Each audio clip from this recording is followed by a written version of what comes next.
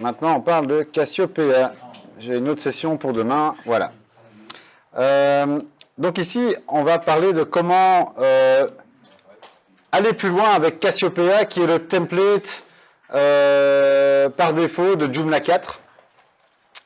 Parce que j'étais super excité quand Joomla 4 est sorti. Et juste pour vous dire, je vais devoir faire une version plus courte que ce que les slides expliquent, parce que je ne peux pas faire la démo de chacune, sinon je vais moi-même déborder plus que ce que Serge a fait. Et, et après, c'est la pause café. Donc voilà, je vais me faire tuer. Mais donc, tout ce que je raconte est sur, avec tous mes slides, sur slides.woluweb.be. Il y a plusieurs dizaines de présentations, tout plein sur les champs personnalisés, les custom fields, et aussi quelques autres sujets, comme celui-ci sur Cassiopeia. Donc les slides sont en anglais, mais c'est de l'anglais qui se lit comme du français, j'espère. Donc voilà, mais comme ça, on a quand même un petit support sous les... Et Cassiopeia, le template livré par défaut avec Joomla 4, il y a tout plein de bonnes raisons de l'aimer. Dès que je l'ai vu, alors déjà, un critère important, c'est qu'il est vraiment accessible. Je me souviens sous Joomla 3, parce qu'à un moment donné, j'avais l'un ou l'autre projet pour des sites publics, genre de ministères ou de communes, mairies. Et oui, il était mis dans le cahier des charges explicitement, noir sur blanc, ça doit être accessible. Donc, or, sous Joomla 3, il y a quasiment rien comme template qui soit vraiment accessible, ou alors par des fournisseurs un peu moins connus, des fournisseurs de templates moins connus. Est-ce que c'était vraiment accessible? Oui, peut-être selon les critères américains, parce qu'il y a aussi différentes catégorisations. Puis on n'a pas non plus envie de changer toujours de framework ou de template selon les projets. Donc, c'était pas évident d'avoir un template accessible. Or, c'est vraiment un critère de plus en plus important. Même, j'ai des projets récents où c'était pas obligé, c'est un site privé, mais c'était même un argument, je vais presque dire, de vente.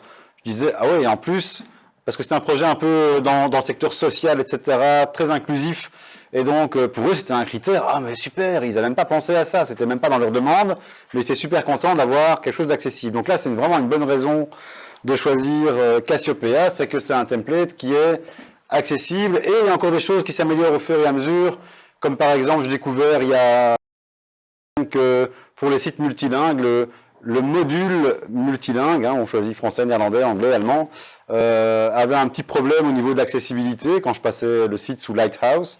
J'ai signalé le bug, quelqu'un ah voilà, et donc dans la prochaine sous-version, ou peut-être que maintenant ça a été fait cette semaine-ci, c'est corrigé. Donc il est déjà accessible, et si vous trouvez une petite imperfection, signalez-le, et ça sera encore de mieux en mieux. Autre chose très intéressant, c'est que il est de la conception hyper performant. Moi, j'ai été scotché, j'ai monté mon premier site, je me faisais juste un peu la main sur Joomla 4. J'avais encore rien fait, j'ai installé aucune extension d'optimisation, que sais-je, même pas activé gzip dans la configuration générale ou sur le serveur, et j'avais 97%, 97% comme score de performance sur Lighthouse. Et j'avais déjà mis mon contenu, c'était déjà presque, je devais encore fignoler le style du site, mais tout le contenu y était, et j'avais 97% de score sur Lighthouse, GTmetrix ou équivalent.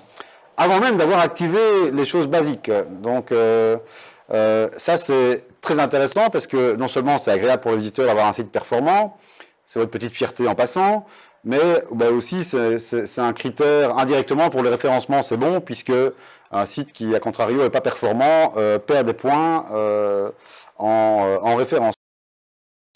Ce qui est sympa aussi, c'est que ça utilise les toutes dernières techniques, technologies, frameworks, appelons ça comme vous voulez. Et donc, par exemple, CSS Grid pour le layout de la page. On va voir après des exemples, justement, comment changer la largeur des colonnes gauche et droit. C'est très, très facile, très propre. Des variables CSS aussi. Donc, si vous voulez dire, je veux changer mes couleurs, il ne faut pas commencer à écrire plein de CSS. Il faut juste dire que votre couleur primaire, vous voulez que ce soit, et c'est en CSS pur, natif, il ne faut même pas de SCSS ou de LESS ou de SACSS, voilà. Donc des variables CSS très pratiques aussi pour personnaliser, on change juste la variable et on a 15 couleurs qui en dépendent, qui sont adaptées, ou 15 objets, etc. Ça n'utilise évidemment plus Mootools, qui était déjà déprécié dans Joomla 3, ni même jQuery. Tout est fait en JavaScript natif, donc c'est une très bonne chose de ne pas être dépendant d'un framework extérieur, et ça booste aussi le site. Et par exemple, ça utilise aussi Bootstrap 5 pour certaines choses, pas pour tout, mais donc si on veut utiliser Bootstrap 5 pour créer n'importe quel élément, hein, que ce soit un slideshow, un carrousel, ou que ce soit une alerte, voilà, on a tout le CSS et tout le JavaScript de Bootstrap 5 à disposition. Ça utilise Bootstrap 5 pour les icônes, donc voilà, c'est à titre de comparaison, j'ai jamais construit. Alors que j'ai commencé avec Joomla 3 plus ou moins au moment, j'ai commencé vraiment professionnellement avec Joomla quand Joomla 3 est sorti. J'ai jamais utilisé de ma vie Protostar, à part pour faire des sites de démo, mais c'était sur Bootstrap 2, on était à Bootstrap 4, maintenant Bootstrap 5, on va jamais aller construire, voilà, donc à part pour faire des démos, j'ai jamais utilisé Protostar parce que c'était déjà trop dépassé en 2020, 2021, 2022 pour construire un site. Par contre, Cassiopeia, c'est tip-top à la page. Et alors, ce qui est sympa, c'était l'objet de la session qui vient d'avoir lieu dans l'autre salle, c'est qu'il y a aussi des nouvelles fonctionnalités qui sont ajoutées régulièrement sur Cassiopeia. Par exemple, maintenant avec Joomla 4.1, donc ça c'était en janvier, mi-janvier, il y a les child templates, les templates enfants qui ont été ajoutés. Et franchement, une fois qu'on y a goûté, c'est super propre.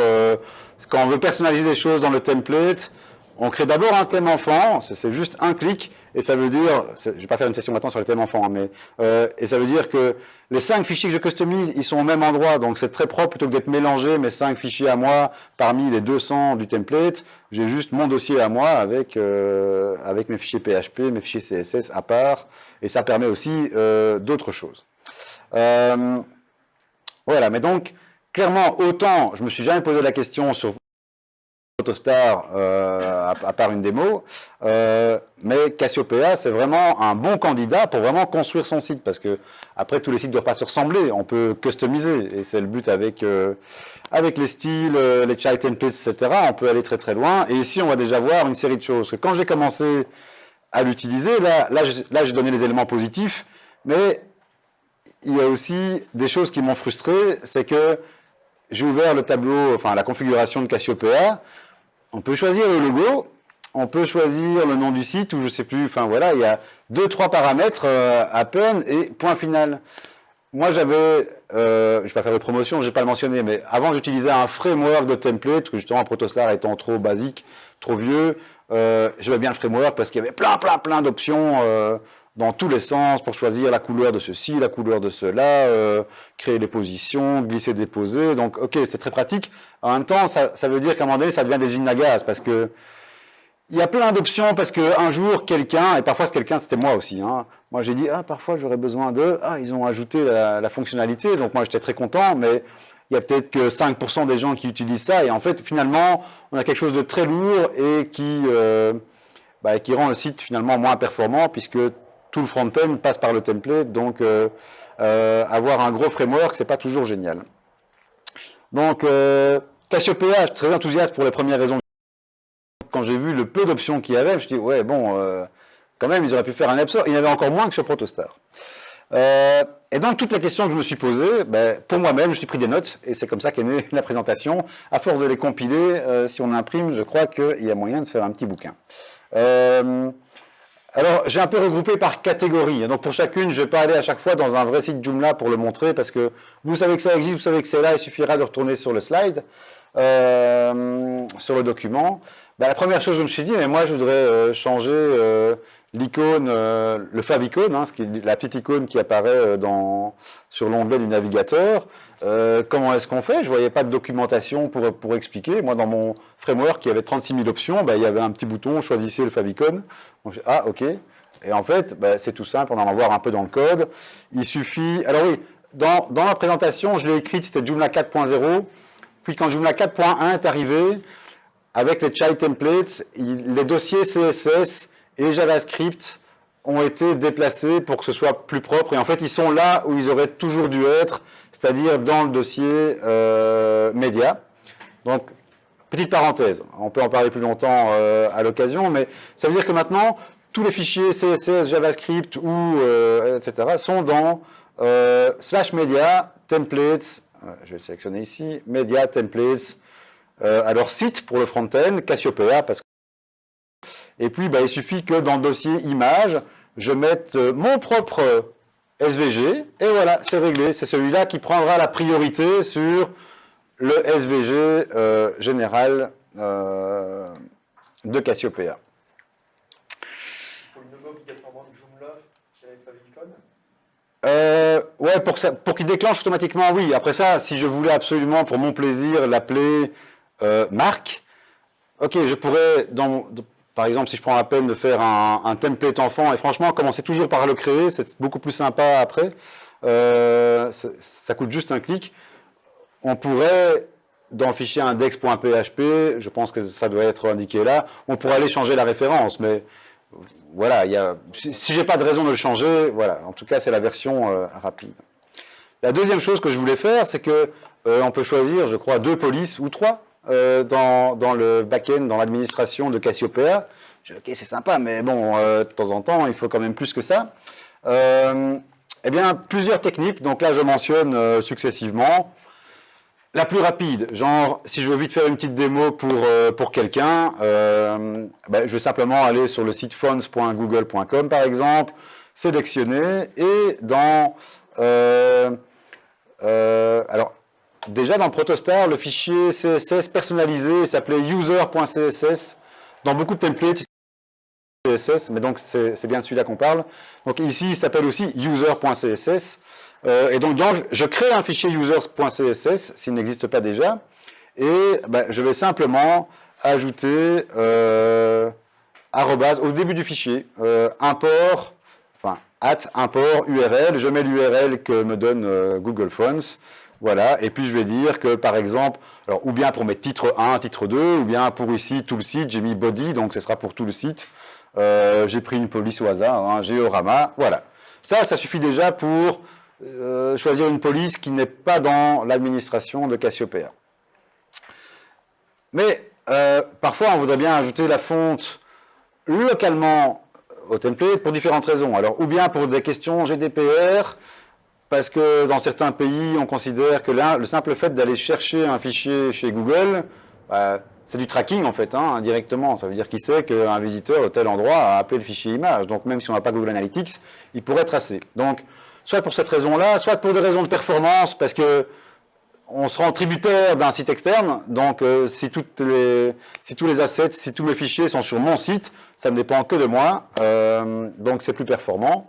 Eh bien, on peut faire ça aussi, et donc il y a ici un petit lien qui est donné, c'est un site qui s'appelle google-webfonts-helper, etc. J'explique ici la procédure, donc en fait c'est juste un bout de code qu'on va pouvoir copier et télécharger le fichier avec la police prête à l'emploi, et voilà. Donc tout est expliqué ici dans la source, c'est une astuce de Astrid Günther, qui est une joomleuse allemande assez active, assez connue. Et maintenant, tiens, si les screenshots, je ne les vois pas les screenshots, il y a aussi moyen d'ajouter des polices, des fontes via les templates enfants. Donc pour ça, évidemment, il faut être passé à Joomla 4.1, ce qui normalement est le cas. Et on peut aller dans le template parent Cassiopeia ou dans chaque template enfant, il y a un fichier de configuration de base qui s'appelle templatedetails.xml. Vous pouvez l'ouvrir. En fait, sans être codeur, vous voyez qu'il y a tous les noms de positions. Vous vous dites, oh, j'en profiterai bien pour ajouter la mienne, ma position Joomla D par exemple. Vous faites un copier-coller d'une autre position. Vous faites votre position à vous Joomla D. Donc c'est très simple de personnaliser son template et de changer la configuration et les paramètres disponibles à partir du fichier source, on va dire, de base, qui est templatedetails.xml.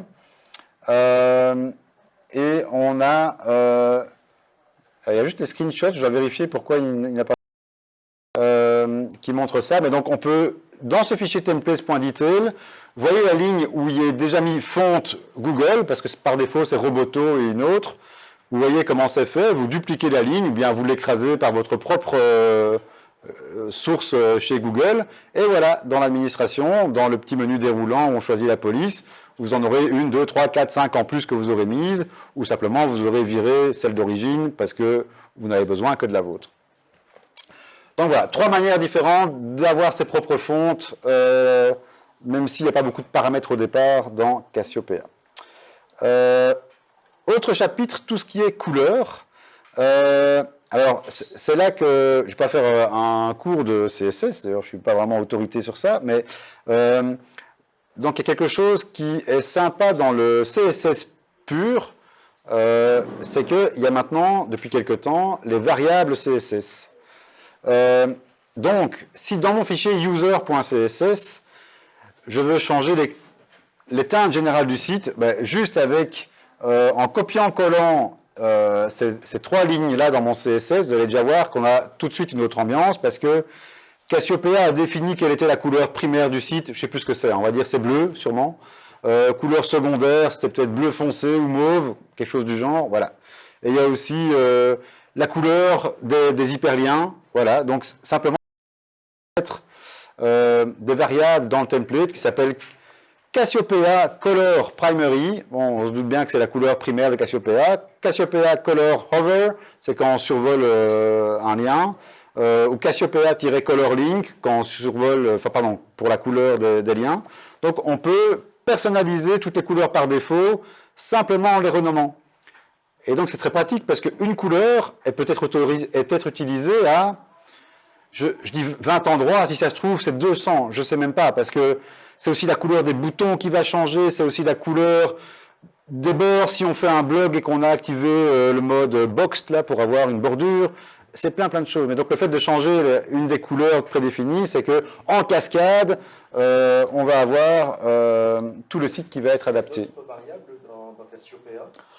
Il suffit d'aller voir dans le fichier Cassiopeia qui les rassemble. Si on utilise l'inspecteur, si on surfe sur un site et qu'on va dans l'inspecteur, tu vas voir qu'il y en a une flopée. Ici, déjà, c'est le premier que je change, et ça change déjà toute la couleur principale du site. Et après, selon les besoins, on peut aller un peu plus loin. Alors, maintenant, on pourrait même s'amuser à dire, ouais, en fait, moi, j'ai un site, le bleu Cassiopeia m'arrange très bien, mais il y a juste la page cotisation, je veux faire peur aux gens, je vais la mettre en rouge. Enfin, voilà. Eh bien, c'est possible parce que, par exemple, c'est possible très facilement. Dans le lien de menu, on peut ajouter une classe. Donc, dans un des onglets, on peut ajouter une classe à la page. Et donc, ça veut dire que toutes les pages où je mets la classe, par exemple ici, je l'ai appelée colors 1. Donc, je tape juste colors 1 dans page class, classe de page, je suppose en français, mais je travaille toujours en anglais, donc désolé, je n'ai pas les réflexes de la version française. Et donc, si je fais ça, eh bien, simplement, je pourrais mettre dans mon user.css, je dirais alors point colors 1, et là, je vais dire que, ok, juste pour cette page, je veux que la couleur Cassiopeia Color Primary soit autre chose. Et ici, j'ai même fait un cran plus complexe pour montrer l'exemple. J'ai défini ma propre variable à moi. J'ai dit que c'est website color 1, ou je peux dire marque color 1 par exemple. Et puis je peux même dire que la variable Cassiopeia Color Primary prend la valeur d'une autre variable que je viens de définir. Hein, donc on peut faire joujou, directement changer la variable qu'on veut, ou réutiliser une couleur pour la remettre dans d'autres variables. Soit dit en passant, mais comme je disais, ce n'est pas ici une session sur le CSS, mais quitte à jouer avec le CSS, si vous dites « Ah ouais, mais je voudrais bien avoir un dégradé de mon vert, un vert plus ou moins transparent », vous n'avez pas de problème, vous pouvez définir votre propre variable dans user CSS, mais je ne mets pas en RGBA, je mets juste les chiffres par exemple. Hein. Je mets 37,143,167, et après, quand je définis Cassiopeia Color Primary, ben je vais lui dire, ah ben moi je veux en RGB, mettre transparent, donc RGBA, et je vais prendre la variable que je viens de définir, Website Color Primary, et je la rends transparente à 50%. Voilà, donc Je peux même commencer à faire joujou avec des variables, donc je ne dois pas commencer sur tous mes sites en Joomla 3, mon fichier CSS, rien que pour les couleurs. Ah ouais, il faut changer la couleur du bouton. Ah ouais, il faut aussi changer la couleur de ceci. Ah, il faut changer le lien du menu quand on survole. Ici, finalement, avec très peu de CSS, comme ça peut s'appliquer en cascade, en changeant le nom d'une variable, en changeant la valeur d'une variable, c'est très propre. Oui.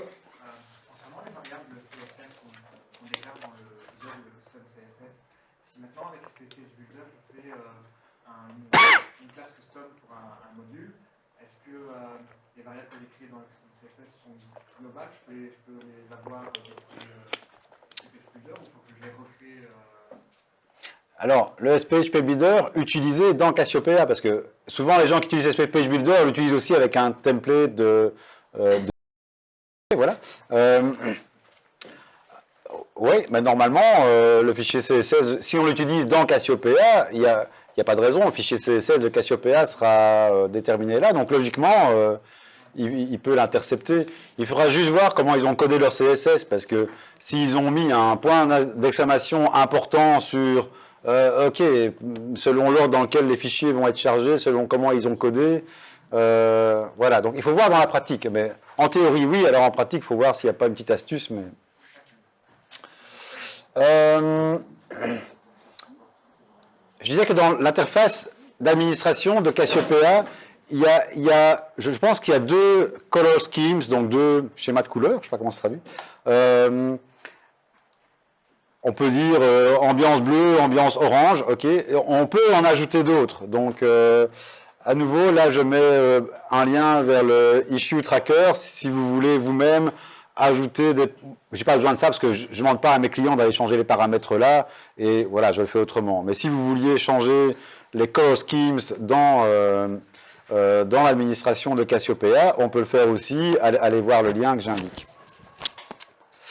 Alors, toujours parlant de couleurs ou de non-couleurs, entre guillemets, ce qui est sympa quand on utilise aussi Cassiopeia, c'est que ça facilite le dark mode. Alors, pas tellement à cause de Cassiopeia, mais enfin, et grâce à ça, en fait, il y a Nicolas Dionysopoulos, voilà, je me suis concentré, donc l'auteur d'Akiba Backup, tout le monde connaît l'extension, qui a mis à disposition un petit plugin gratuit qui s'appelle Dark Magic, qui est vraiment super propre et super bien fait, parce qu'il y en a sûrement d'autres à disposition, mais celui-ci est vraiment de top qualité, qui fonctionne sur Joomla 3 et qui fonctionne sur Joomla 4 aussi. Il y a deux versions.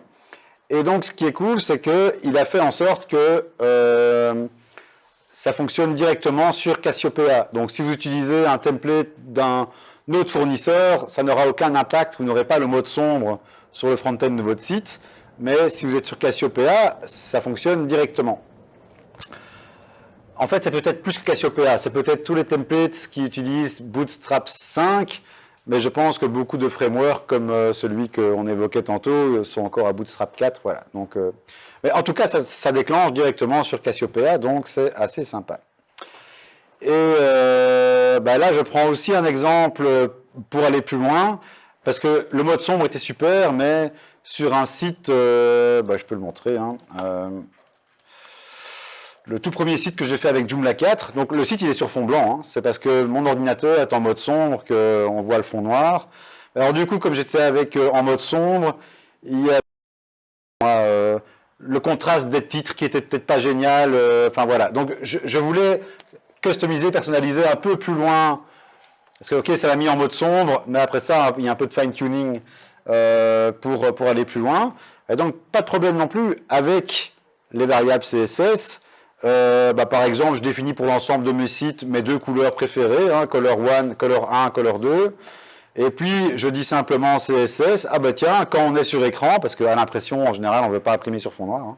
Hein, et si le Preferred Color Scheme, donc si les gens sont en mode dark, eh bien, alors je redéfinis chacune de mes couleurs. Je peux redire, ah, mais alors la couleur primaire de Cassiopeia, ce sera autre chose. Donc voilà, comme ça, je peux même personnaliser de manière très simple. Alors, je vais même un exemple que j'utilise, sans faire de pub, mais pour mes formulaires, j'utilise volontiers Convert Forms de Tassos, un grec. Et Ben, lui aussi, ses extensions étant bien développées, il utilise les variables CSS.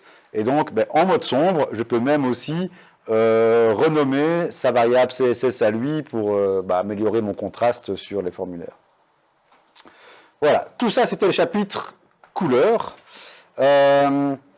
Maintenant, layout, donc un peu mise en page.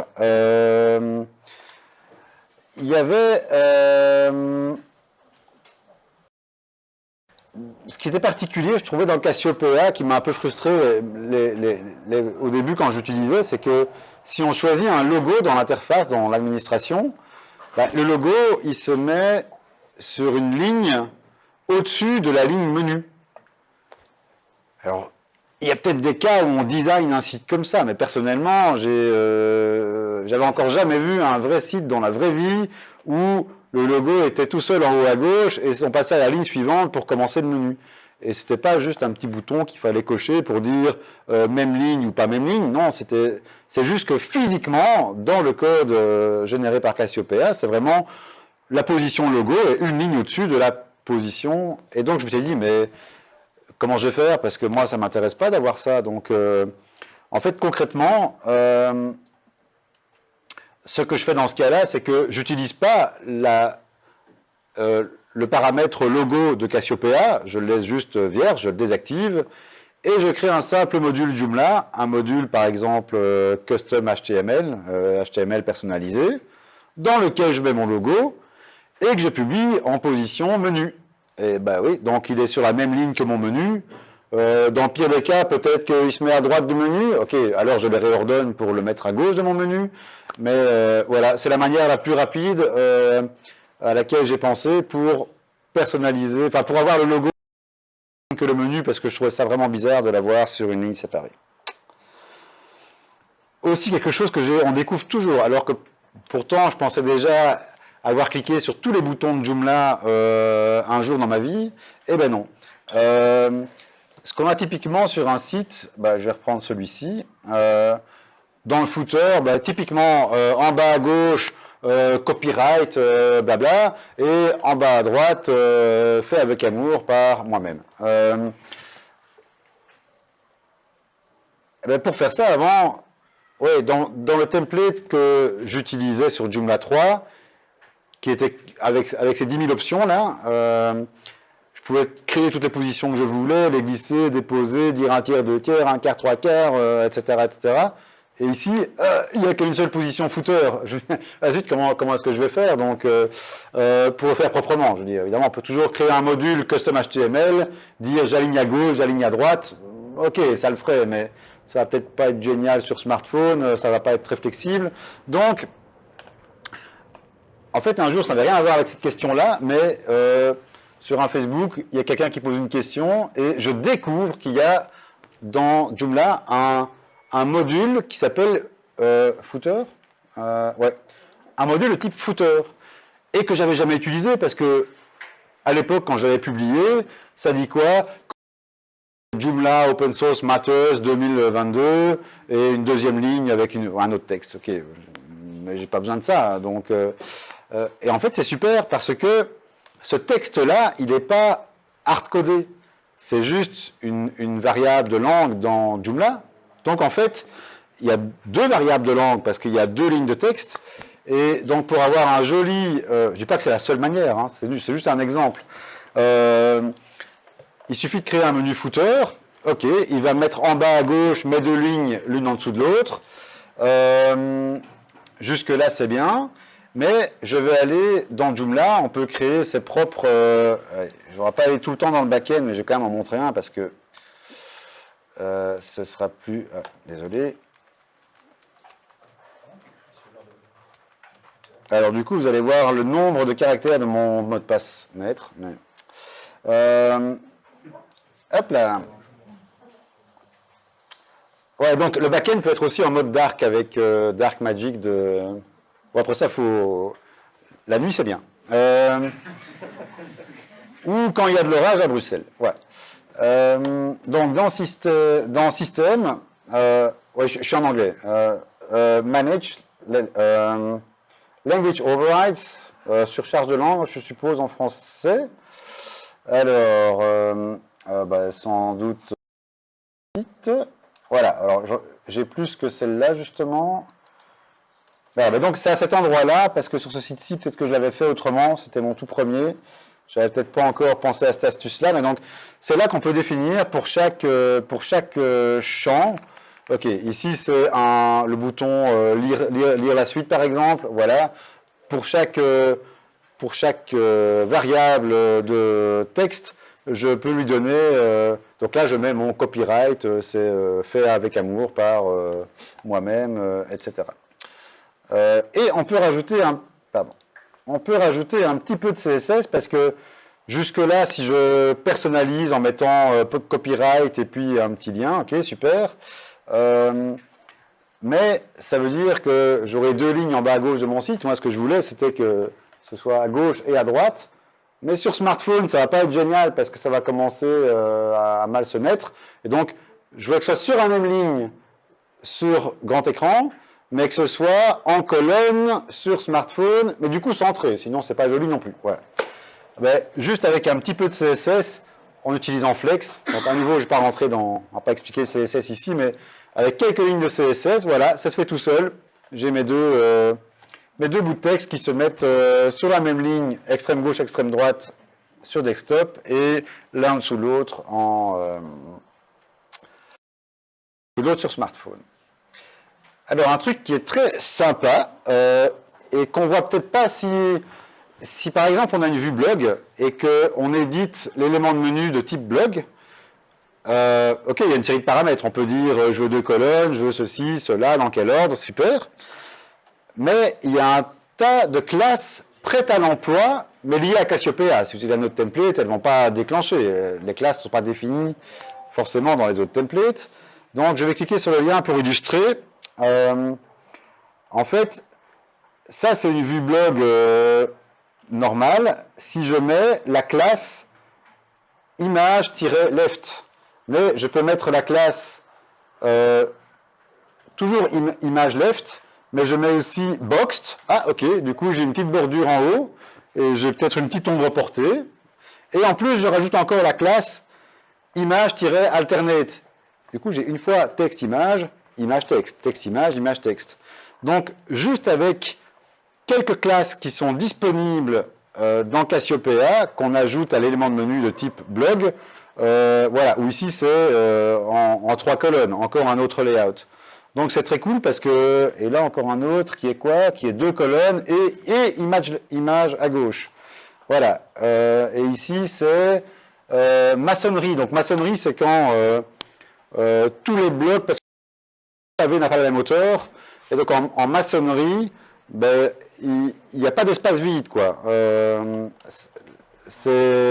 Tout se colle. Donc voilà, on a plein d'exemples de combinaisons ici. Donc j'ai mis le lien, vous pouvez aller voir à quelle classe ça correspond. Donc voilà, très facile pour varier un peu les vues blog sans avoir besoin d'extension ou se compliquer la vie. Alors, pour les images, il y a aussi comme classe, oui, quand on affiche un article sur un site, donc un élément de menu de type article simple. 15 minutes, merci. Et avant, on pouvait choisir en Joomla 3 si c'était left ou right, gauche ou droit. Et donc maintenant, c'est plus subtil que ça avec Cassiopeia. C'est plus left ou right, c'est float start ou float end. En fait, start, ça correspond à gauche pour nous, Européens, et end, ça correspond à droite. Mais dans un pays en langue arabe, ce sera l'inverse. Float start, c'est à droite, et float end, c'est à gauche. Donc, c'est plus flexible, spécialement pour des sites multilingues. Voilà. Et on pourrait aussi ajouter ses propres classes, mais il me reste un quart d'heure, donc... ok, je vais sauter l'un ou l'autre petit point. Un qui est très sympa aussi, très facile. Par exemple, dans Joomla 3, si je voulais... Ah ouais, mais la position, je sais pas moi, banner, elle est en haut, mais moi je la voudrais bien en bas de mon site parce que j'utilise pour autre chose, en bas de mon site, hein, donc c'est pas une bannière au sens classique, mais voilà, je vais utiliser cette position-là. à moins d'aller coder dans le PHP, de commencer, et encore c'est en fichier index.php, donc ça n'aurait pas été évident, à chaque mise à jour vous alliez perdre. Mais bref, ça demandait, pour résumer, de coder. Ici, plus besoin. Cassiopeia est basé sur CSS Grid, et donc CSS Grid fait du layout, donc la mise en page. On peut décider quel élément, où on met quel élément. Et donc en fait, si on inspecte un peu le CSS, quand on a une page, un site avec Cassiopeia, on voit que quelque part, il est indiqué, voici les positions. Donc en fait, il est mis tout en haut, c'est banner, banner, banner, banner. Ben, ça veut dire que c'est toute la largeur. Et pourquoi on le dit 4 fois? C'est parce que parfois, c'est pas la même chose sur toute la largeur. Par exemple, là c'était sur... Ben, je vais prendre quand on est en grand écran.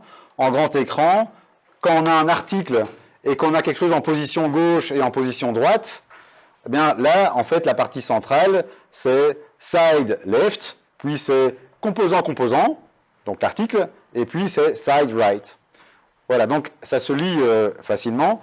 Ça veut dire concrètement que si je disais maintenant, moi, j'ai besoin de mais en bas de mon site, mais par contre, je n'ai pas besoin de banner en haut, ben, il suffit de changer un peu le CSS dans son fichier user.css, et il suffirait de dire, ah ben moi, je vais mettre banner, banner, banner en bas, et voilà, sur mon site, j'ai déplacé une position en front-end sans éditer de PHP, de HTML, enfin sans aller vraiment dans le code, c'est juste du CSS.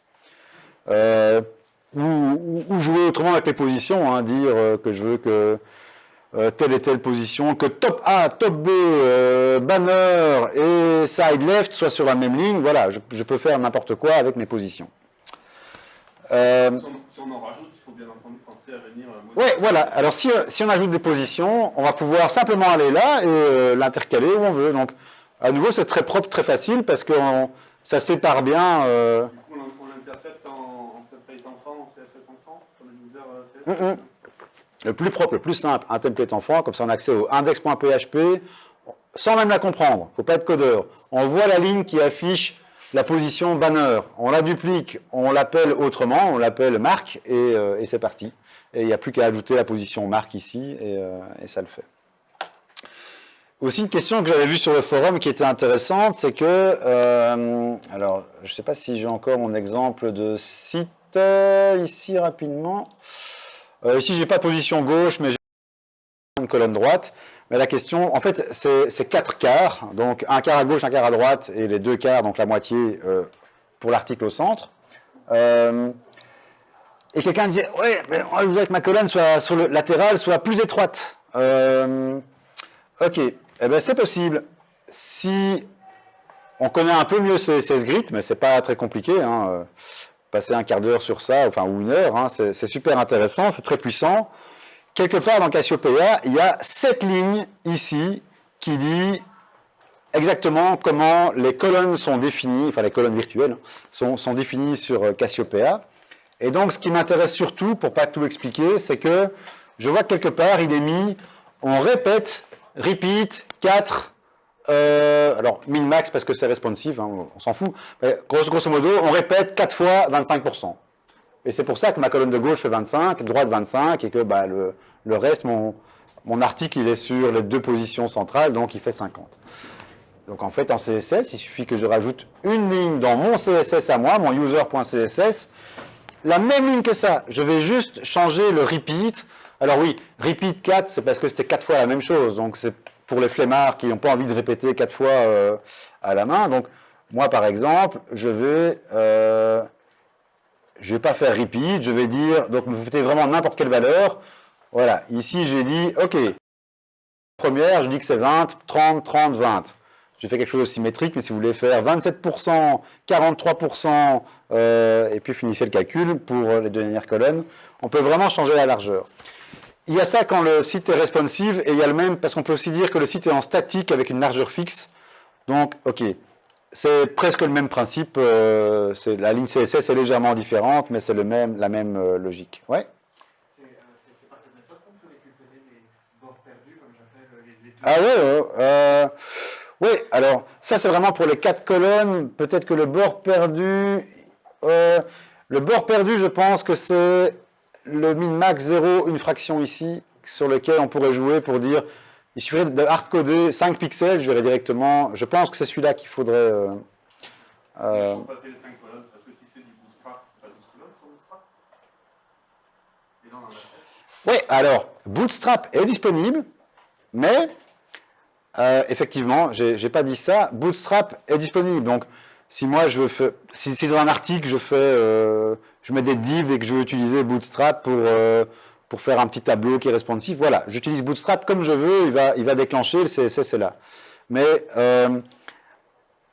la grille de Cassiopeia, elle ne dépend pas de Bootstrap. Elle est en CSS Grid. Donc c'est du pur CSS. Et c'est pour ça qu'au pixel près, je fais ce que je veux. Alors, c'était pas la mort, hein. J'ai survécu avec 12 colonnes. On se dit au début, la première fois qu'on voit 12 colonnes, yeah, je fais ce que je veux.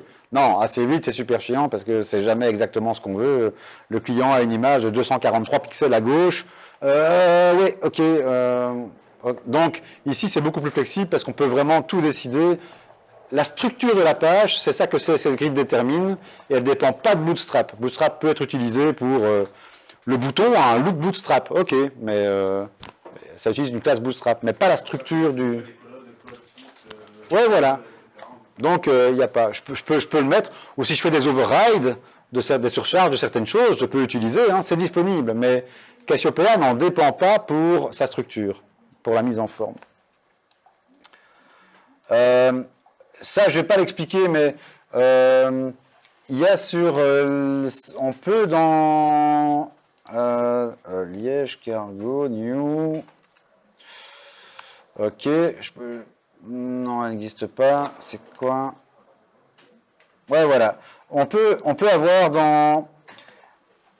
dans les modules de Joomla, il y a un module Custom HTML. On tape son texte, voilà, on l'affiche un peu. Mais si on va dans les options, on peut dire qu'on veut... Alors, il faut aller voir dans le fichier, qu'on veut le look banner. Enfin, on peut... Il faut juste aller revoir les paramètres, je ne sais plus comment c'est appelé, mais on peut choisir une image d'arrière-plan, et c'est comme ça que j'ai fait une bannière sur chacune de ces pages, ici qui est la même, parce que c'est un site en construction, en attendant, mais voilà, j'ai une bannière qui est sur chacune de mes pages, mais il y a même moyen, l'image d'arrière-plan, par défaut, elle est responsive, mais il y avait une question qui se posait, c'est qu'il y a moyen de faire mieux que responsive, mais c'est un autre sujet. Dimitris, qui est ici présent, Dimitris Grammatikos, Grammatikos Giannis pour être complet, allez voir ça, c'est une tuerie. Responsive-images de Dimitris. Une image responsive, l'image elle est toujours aussi lourde, sauf qu'on l'affiche en plus petit sur smartphone. Là, ce que ça va faire, il y a juste à installer, à activer, enfin peut-être configurer un paramètre si on veut les changer, mais c'est pas obligé. Ça va vraiment générer une image petite, une image moyenne, une image grande, une image très grande, voilà. Et donc, si on est sur smartphone, il va télécharger l'image qui est petite, donc beaucoup plus légère, donc le site est plus rapide, plus performant, mieux référencé, etc. Mais, peut-être que vous savez, ou vous ne savez pas, mais dans la bannière, c'est une image d'arrière-plan, mais une image d'arrière-plan, il n'y a pas dans le HTML la possibilité de dire, selon la taille d'écran, je veux tel fichier, ou tel fichier, ou tel fichier. Donc, ici, c'est un exemple, et je mets le lien. Un exemple, en fait, en faisant un alternate layout, un override de mon module, je peux mettre le code que je veux, et plutôt que de mettre l'image en arrière-plan, j'utilise CSS Grid. À nouveau, une fois qu'on connaît CSS Grid, on peut faire des choses dingues. J'utilise CSS Grid pour les afficher l'un devant l'autre, l'un derrière l'autre. Et grâce à ça, même mon image d'arrière-plan n'est plus techniquement une image d'arrière-plan, mais une image normale, et donc elle est servie dans les 5 tailles que j'ai définies, par exemple. 5 minutes. Voilà. Je skip. Alors, si vous voulez aussi, toujours avec le même module, le module qui permet de faire ça, par défaut, il prend les 2/3 de l'écran. Alors, sur certains sites comme ici, je suis content d'avoir une bannière, mais si les gens doivent commencer à scroller, à faire dérouler un écran entier avant d'arriver au contenu, c'est pas top. Donc je dis, comment changer la taille? Voilà, je donne la réponse ici. Il suffit dans votre user CSS de mettre ces lignes-là et vous changez les valeurs. Hein. Ici, je mets même le choix entre le plus grand entre 50 pixels et 50% de la hauteur disponible de l'écran. Voilà, comme ça, c'est même flexible, c'est pas hard-codé X pixels. Bon, je passe un peu des choses, je dis aussi comment mettre une vidéo à cet endroit-là, si vous voulez mettre une vidéo. Comment ajouter un JavaScript, ça peut être intéressant. Eh bien, un peu comme CSS, on peut créer son propre user.js et il déclenche tout seul. Donc, dans ce user.js, je mets tout mon code JavaScript que je veux dans le dossier classique média, etc. Et je peux utiliser les child templates aussi pour aller un peu plus loin. Et alors, mais ça, je ne vais pas le réexpliquer ici, l'option 3 ici, on peut carrément ajouter des paramètres dans son child template, dans son thème enfant, dans son template enfant. Et du coup, après ça, ce paramètre, j'en fais ce que je veux. Ça peut être le code Google Analytics, ça peut être un bout de texte que les gens veulent pouvoir... Voilà, n'importe quoi. Et on peut l'attraper ici dans index.php en allant chercher le nom du paramètre qu'on a créé. Mais ça, c'est la session de Dimitris, à laquelle vous n'avez peut-être pas assisté si vous étiez dans la salle ici, mais qui sera disponible en replay si les replays ont bien fonctionné. Voilà, bon, je passe un peu parce qu'il y a différentes manières d'arriver aux mêmes choses, mais ça devient voilà, encore une option 5. Donc, plein de manières. À chaque fois que j'ai découvert des choses, j'ai tout mis dans le document. Donc, ceux qui veulent la version longue seront servis. Alors, le menu. Moi, il y a des choses qui m'ont frustré dans le menu. Déjà, au départ, il n'y avait pas la possibilité native et que j'avais avec mon fameux template qui avait plein d'options, c'était bien, mais avec l'inconvénient que ça devient lourd. Avant, je pouvais choisir juste une icône pour chaque menu, c'était cool, mais là, dans Joomla 4.0, il n'y avait pas. Avec Joomla 4.1, il y a un nouveau paramètre qui est arrivé. Donc, si vous mettez la classe dans l'élément de menu, la classe directement disponible, si vous ne voulez pas, vous pouvez encore télécharger d'autres CSS, mais Font Awesome est disponible. Donc, si je mets FAS, home pour la page d'accueil, ben, j'aurai un petit picto de maison devant mon élément de menu. Donc, on peut faire ça. On peut faire d'autres choses aussi, mais alors que je ne vais pas expliquer ici en live pour avancer. Dans les menus, ce qui est intéressant aussi, et en fait, c'est ça, les images n'ont pas chargé sur mon... c'est peut-être parce que j'ai zoomé. Oh, voilà, c'était un problème de zoom, je suis désolé. Voilà. Donc, dans les menus et on arrive à la fin, je préviens le timekeeper.